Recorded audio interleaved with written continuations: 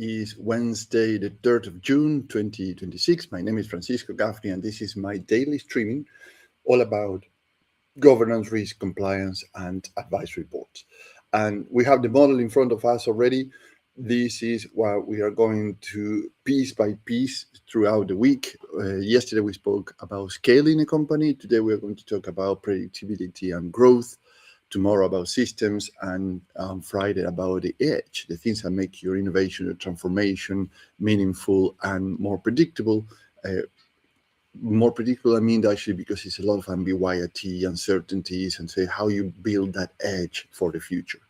Now, today I have something special because let me move the model around because I'm going to show you something. This is what I spoke yesterday. This is where we're going to focus today. But at the end of this streaming today, I'm going to go through this chart that I prepared because usually I receive feedback. I say, you are giving us in verbally all these 30 minutes or less pointers at the end of the call or the streaming, but it's very hard to understand what it is. That's fine. So I started to build them. So I will start to show them at the end of the call as when I go through that section, just to make sure that you have the visual cue, how it looks like in a real advisory board operating system environment, right? Okay, so let's kick off today because as I mentioned, we are moving to the right side of the model, which is growth and capital. And this is a predictability stage. And I receive feedback also that some people say, well, predictability is hard to pinpoint. But this is true because nobody knows what will happen next in the next hour, next day, next month. But this side, particularly in this model, sits near the revenue and the assets. And this is more predictable, right? So at least you have a direction where you're going, what you're going to do. And that is exactly the point. So revenue is not the same as value. And here's what I want to make this big distinction. So people think that, or many founders, or perhaps you, I'm thinking that revenue is the same as the value of the organization. It's the same that some people have this confusion that we spoke yesterday. Scaling is like a wedge. So your operation expenses are constant, but your revenue is increasing. But in the growth stage, your revenues and your expenses are running in parallel. And revenue itself is not the same as value. So let me say that again in plain English. A business can grow and still become less attractive. And you may say, why? Because actually we are increasing the revenue. We are the money is coming. Because this is the trap. Growth brings more pressure. Yeah, it's true. Bring more clients, it's more stock, more delivery, more people, more expectations, more working capital, if you may, more small decisions that nobody sees until the cash gets tight. And that's where you start to see revenue is not really value. A founder or yourself might look at the turnover and think, oh, we are growing. This is great. But the bank balance says something is wrong. Now, this is where you need an advisory board to slow the thinking down and sharpen the questions. Not slow the business down, right? It's the thinking. Slow the thinking down because rushed growth can hide very bad economics. Now, let's take a look at three problems you may experience already or you might going to experience, but it's good to know this and just or if you are experiencing that, is to check what will be the potential solutions. Actually, it's something I show you already at the grill at the end. But let's take a look at problem number one. Revenue is being treated as proof. And revenue is useful, of course. I'm not saying that it's not useful, but it's used as proof. And here's that doesn't tell the whole story. Some revenue is easy to win, but expensive to deliver. Some revenue makes the team busy, but not make anything better. Some revenue creates poor cash flow, believe it or not, because you are committing a lot of stock, raw material, fabrication, whatever is the case, or time, travel and expenses if you're delivering services or consulting, and your cash flows start to get tighter and tighter and tighter until you can do that collection. But yeah, it's revenue, but the collection is not there. And some revenue ties you as a founder to difficult clients that you shouldn't be there involved. And summary looks good in a slide deck, by the way, and is painful in the actual business. So that is why the board, as an advisory board, has to ask a better question, not the usual question, what did we sell, for example, which is a good question, but the better question is, what did we keep? What did we learn from this? What did it cost us, right? So is it a good revenue, but should we keep it? What we learn about this, how much is costing us? Problem number two, your assets are not clear enough to support value. And what I mean with this is where many good companies lose money without noticing. And you have assets, but they are not well organized. The data is messy, methods and are not documented, like you don't have a proper standard operation procedures, workflows, or documented processes that can be transferred and train people and onboarding people quickly. You have a brand, but it's not protected enough. You don't have the trademarks, you don't have your right reserves, your intellectual property documented, etc., etc. You have processes, but again, they live in people's habits, in their heads, in the way that they work. It's not transferable. You have a customer proof, but no one uses it properly, particularly the sales team. And you have supplier work, but the ownership is unclear. So when the business looks for funding, for example, or buyer or partner or a new market, these gaps start to show up and they really matter because the value needs evidence. And then you say, oh, we have an increased revenue. Well, let's take a look at how this revenue is structured. And then you start to see that actually there's a lot of blank spaces there. Problem number three, capital follows noise instead of discipline. And what I mean with this is a loud project gets funded, a persuasive leader gets the hire, right? So somebody's very loud and they have a track record, whatever you know. A new idea gets money because it feels urgent, and old product keeps getting attention because no one wants to upset the team. And I heard that before. And actually, you've seen that before in large organizations like Apple in '97 when Steve Jobs came back to Apple. He discontinued 75% of the production line because they were competing feature by feature, product by product, launch by launch against other 20 manufacturers in the market. So a difficult client keeps taking time because the revenue looks big. But is that the right client for you? Even if the revenue looks big. This is how capital leaks, not through one dramatic big mistake. It leaks through a lot of small yes decisions that nobody review properly. So in other words, you can imagine that the advisory board system model is a weight-bearing side of the business. So the revenue is coming in, assets are being built, but if you don't check the balance, the whole thing can lean through a wrong way. So you might have a very good revenue and asset build, but then you start to get a risk increasing everywhere because actually is much of a noise, a drag, and a lot of friction rather than a clean revenue that you can say, yeah, we have this under control. So as a board advisor, what I would propose to consider is the following. Start with a simple portfolio view, right? So it's a view of your portfolio. Bring the real numbers into the room. So revenue by offer. So which offer brings which revenue, which is a margin, if there have cash delays, pricing rules, capital commitments, live projects against projects that are dragging, key assets, and particularly your time as a founder. How much of your own time is dedicated to all these things?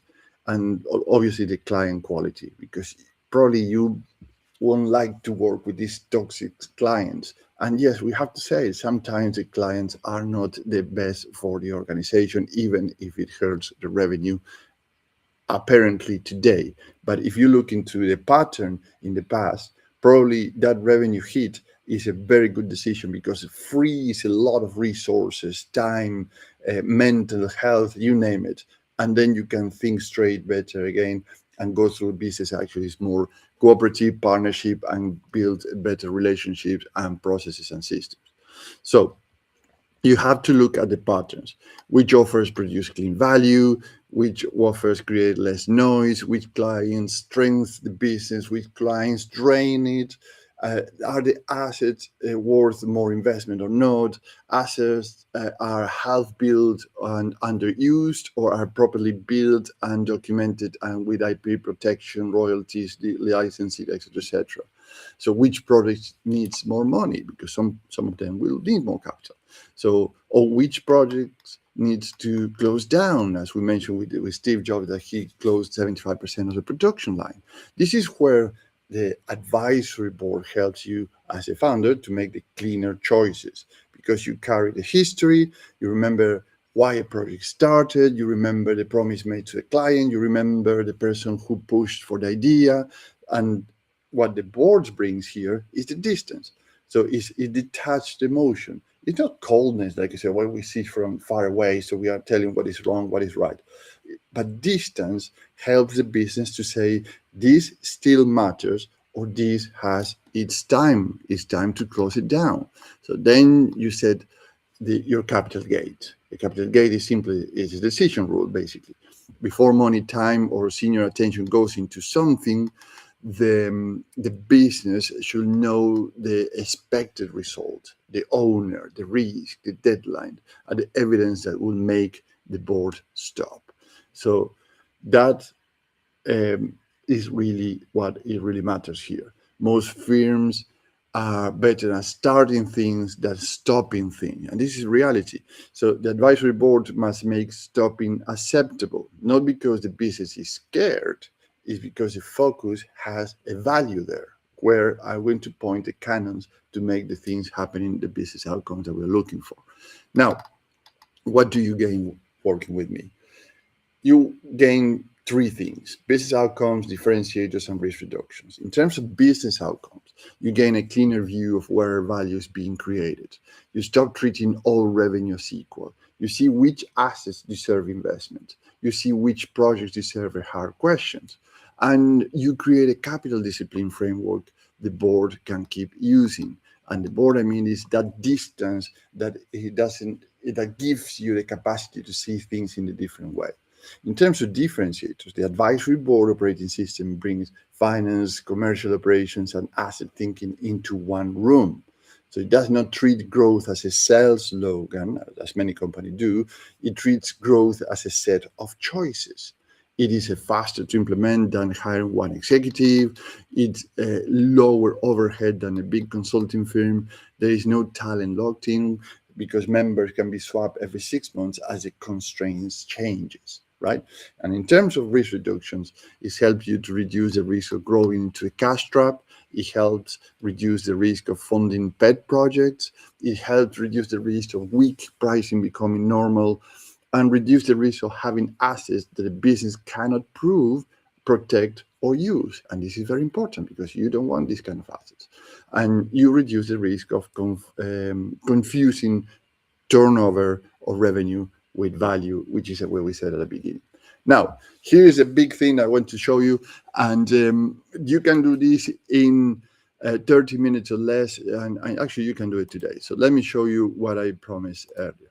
So this is the grill that we are going to do, and it's very easy to do. You see, you can take a screenshot here if you want. So this is the model, how it runs. Pick your top 5 revenue lines, right? So that's on the left. For each one, ask this question: does this line of revenue create cash, confidence, and future value? Or this revenue line, does it create noise, delays, and founder drag, your time, your drag, your team, etc., etc.? So gives one a simple answer: yes, no, put, or perhaps the word is a create cash, or a word that say confidence or future value, or the other way around, is noise, is delays, or drag. So then you assess that in 3 categories: keep growing, fix properly, or stop feeding it. As simple as that. So you can make a cross or a tick, whatever is the case that you want to do it. And do not overcomplicate it. It's a very simple chart, but this is not the final decision, by the way. This is the first honest board conversation, or with the team, you can go with this chart and say, we need to discuss this. And here's a very, very clear, very simple starting of a conversation. Then you can overcomplicate it as much as you want. I wouldn't suggest that, but at least you have your first view of what's going on with your business. Things that need to be fixed properly, things that stop fitting it, and things that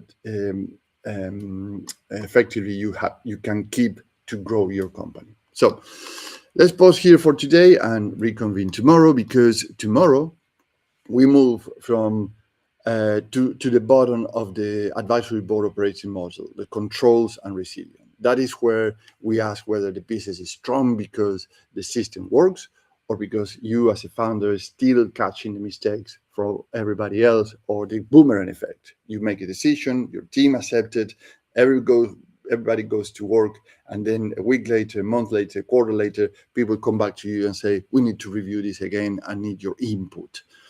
Very, very, how it's called, management upwards, or escalation upwards, or delegation upwards. It meaning that actually, instead of doing the job and the accountability that they have to do, it delegates back to you their own accountabilities and responsibilities. And that happens all the time. It's not part of your job, by the way. You as a founder, you as a leader, you as the entrepreneur need to delegate and make people accountable for their activities and responsibilities. But also you think that many times is part of your job to catch all these things up again.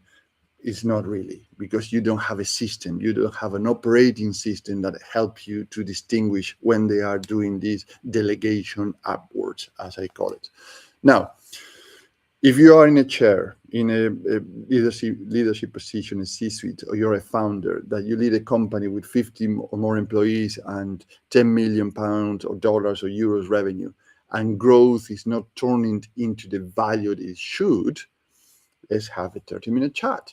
So I can understand where you're coming from, where you are, where you like to go, so we can design an advisory board that brings you 25% revenue increase and 18% more productivity, with a faster implementation like hiring one executive, with a lower overhead than a big consulting firm, not talent locked in, and swappable members every 6 months. Have a great day, and